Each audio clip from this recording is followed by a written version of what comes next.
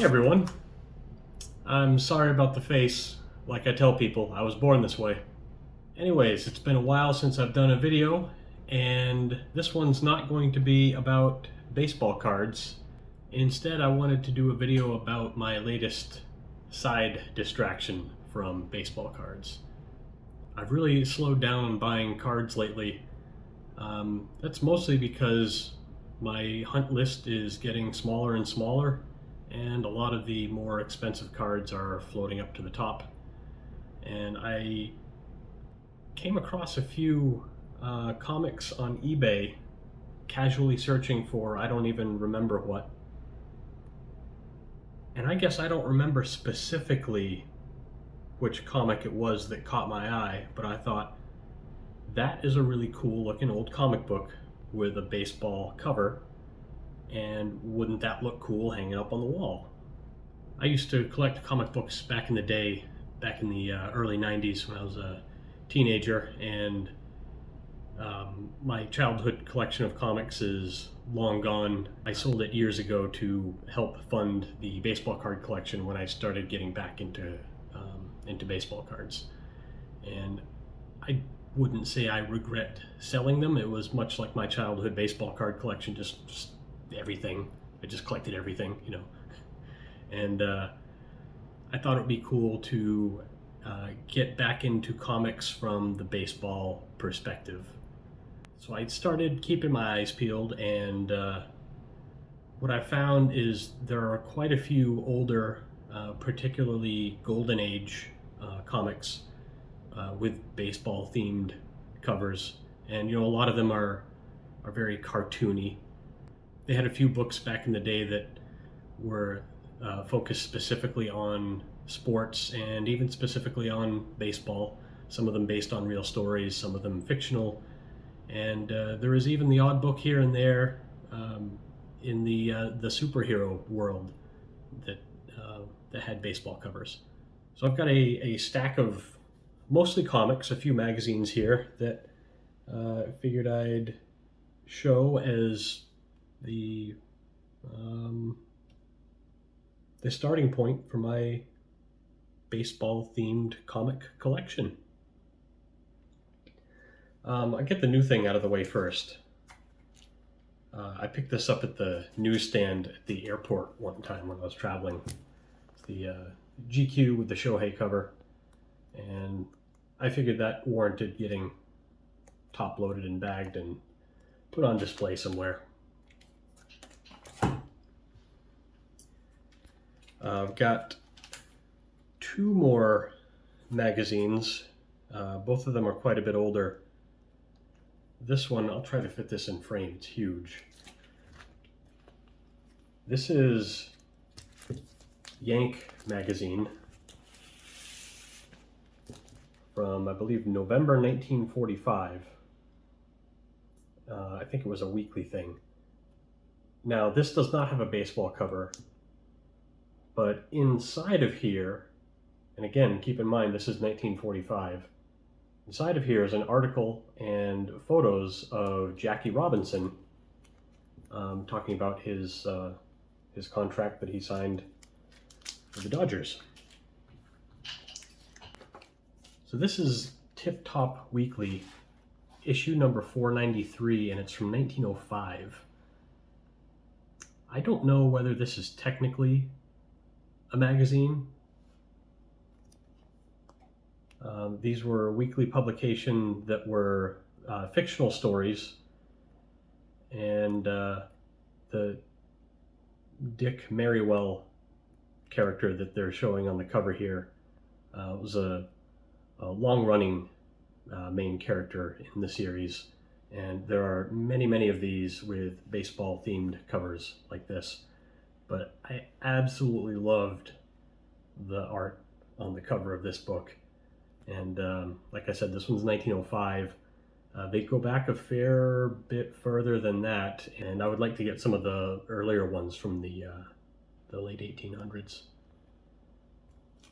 Now into the comics, and we'll start off with one that is technically a Platinum Age book. So if the Golden Age started in 1938 with Action Comics #1. This one predates it by a bit, being from 1937. And this is The Comics #5. The fellow on the cover, assuming that you don't recognize him, because why would you, is a fellow named Wash Tubbs, Washington Tubbs, Wash for short, I guess. And he is a character created by Roy Crane. Was a well-known, popular character back then, I guess. Roy Crane was a very influential, pioneering comic book artist. It's Roy Crane that you can thank for all the Bams, Pows, and Zappos and Biffs that you see expressed in comics.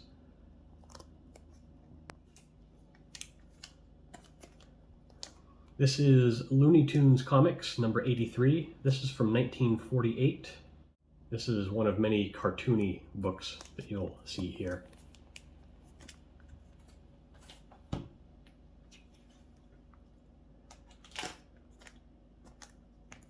This is Vic Verity, issue #5. This is from 1946. And so the interesting thing about this cover, other than just being a cool looking baseball cover, is that it was drawn by C.C. Beck of Captain Marvel fame. This is Ozark Ike #14 from 1949. There's at least one other Ozark Ike that has a baseball cover that I'm keeping my eyes peeled for. There could be others. This one is one of my favorites. This is Baseball Comics issue #1 from 1949. The art in this, including the cover, is by the legendary Will Eisner. So that's reason enough to have this book regardless of anything else. We'll do this graded one next here. This is Daredevil Comics #25 from 1944. And it's not that Daredevil, not the one you're probably thinking of. This is a totally different Daredevil character that was published by Lev Gleason. Well predates the Marvel character. This series would go on to mostly drop the Daredevil character, but would continue under the Daredevil name, featuring this group of kids here known as the Little Wise Guys. And speaking of which, this is Daredevil Comics #101 from 1953. This was after it had basically become Little Wise Guys comics. I'm not sure if there are any other books in this series that have baseball covers.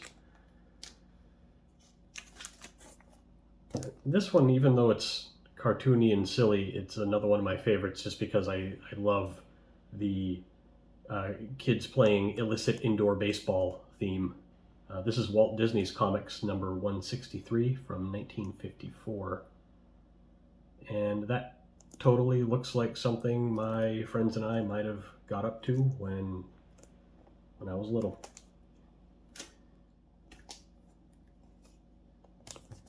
If the name Paul Terry sounds familiar, it's because he's the Mighty Mouse guy. So I guess a lot of these Paul Terry's comics featured Mighty Mouse. This one does not seem to. This is Paul Terry's Comics issue 121. It's from 1955. And apparently this is the first issue in the series to have a painted cover, which I thought was interesting. This is Marge's Tubby. Try getting away with that name these days. Issue #13 from 1955. Just a very entertaining, charming cover, I think. This one is interesting and odd.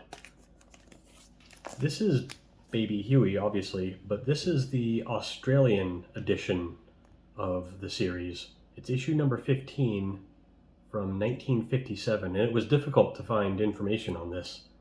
The most interesting thing about this is the paper is just the thinnest I've ever seen on a comic book. It's like really cheap newsprint, even for the cover. It's extremely delicate, and I suppose I was lucky to find one in the condition this one's in. I didn't know anything about it when I got it. It was just a random eBay pickup. But another really cool old cover. And this one, being from 1957, is I guess technically not going to be Golden Age. It seems hard to find a real definitive answer, but near as I can tell, the Golden Age ended when the Comics Code Authority started, and I believe that was 1956. All I know is that old books from the 50s, 40s, and 30s with baseball covers are my bag, and I'm going to buy them. This is one that I ran out of top loaders to put these things in. This is one that hasn't been top loaded yet, but it's Funny Stuff number 74 from 1953 with literal base stealing. And these are some that I just picked up from the Deep in Huntsville. The store is absolutely huge. So this is Al Cap's Little Abner, number, I don't know what that noise was. This is Al Cap's Little Abner, number 83. It's from 1951. I had seen this one on eBay and came close to buying it a few times. I couldn't believe I found it at a local shop. I considered that pretty lucky. This is one of my favorites for sure. Just goofy, weird, strange. I don't know, just a cool cover, and I like it. These still have the stickers on the front from the Deep. This is Walt Disney's Donald Duck, number 67 from 1959. This one's in really, really rough shape internally. The pages are pretty badly discolored. A few of them have turned black. I should probably either put this thing in an ozone chamber or throw it away altogether, but in any event, I'm going to definitely keep my eyes peeled for a better version of this. It's a good placeholder if nothing else. This is one that wasn't really on my radar because it was a little later than most of them I had been targeting. This is Looney Tunes Comics number 179, I believe. Yeah, 179 from 1956.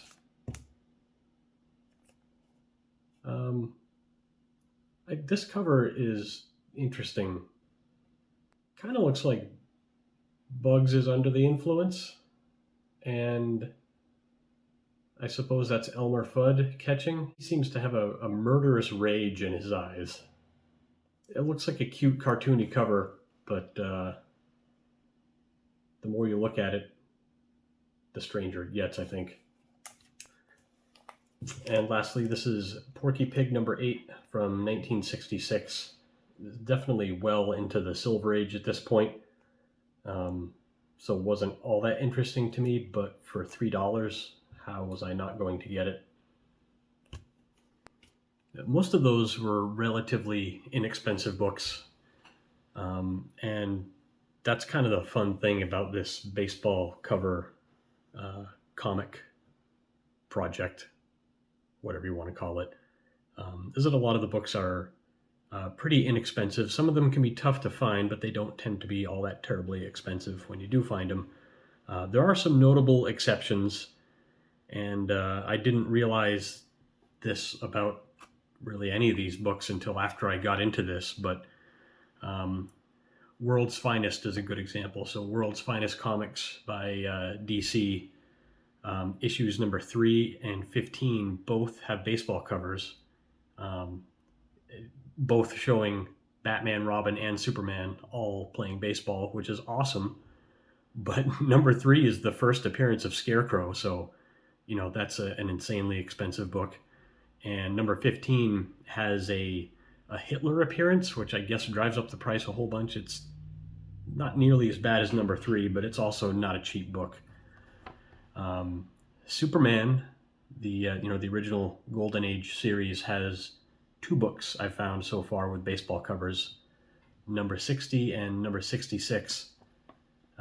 60 is, to me, especially cool. It depicts Superman umping a game, and he's arguing with the hitter. The hitter's got a pair on him, I guess. Number 66 is Superman batting. He has hit the ball and the bat's broken. Just a really, really cool action shot.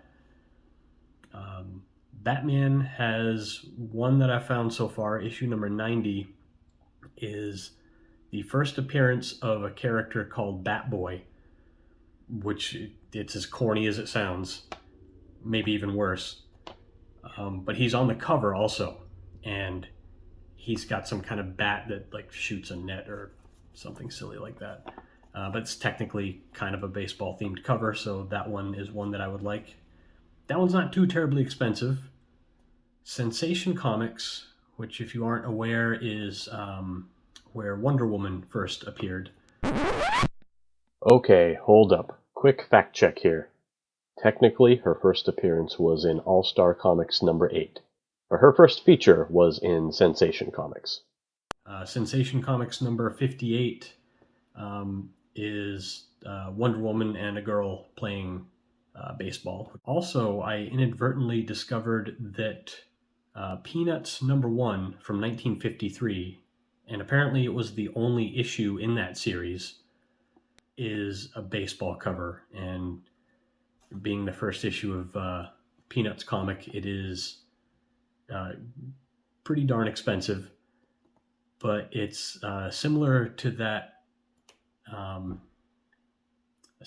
Walt Disney comic that I showed, where it's the kids playing indoor baseball, probably going to break something. It's such a cool looking cover, and I would love to have a copy of it someday, but that one might be prohibitively expensive unless I find a deal in a real low grade. There's a handful of others that I've got on my hunt list as well. Basically all unknown random titles from the Golden Age. So I don't know, if you guys think these are cool, then I'll continue sharing these as I pick them up.